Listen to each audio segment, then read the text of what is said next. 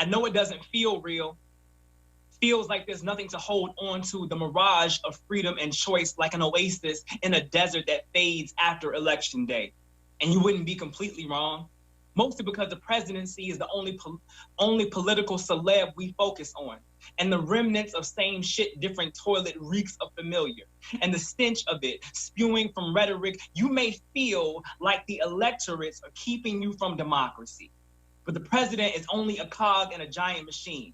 There's more that runs this cyborg of a land. The popular vote fuels the drive for mayor, governor, school board, senators, and a whole lot more. And I understand you feel torn between the lesser of two evils. But the people make the decisions. And if you want politicians to listen, you have to use your vote as a voice.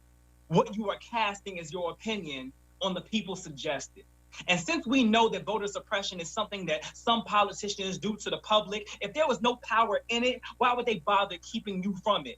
Changing precincts right before elections, ridiculous measures that make it impossible to be part of a system they now use for oppression. And what certain people are hoping for is that you get so discouraged that you give up.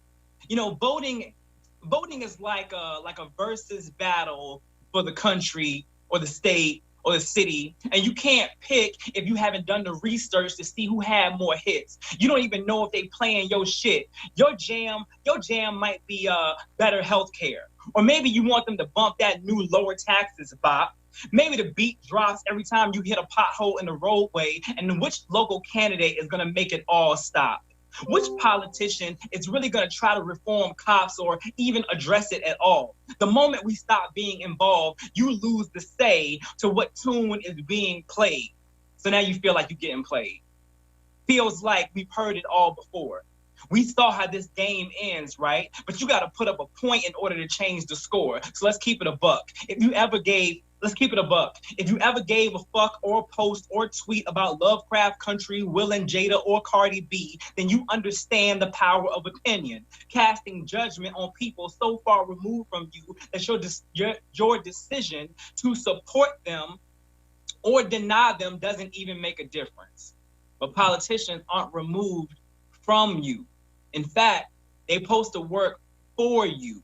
And no, you may not be pleased with the options you have before you, but I promise you do more damage by letting everyone else choose without you.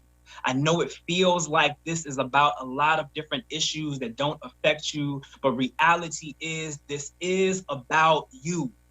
Look, I'm voting on election day. I have to. I don't want to do this without you.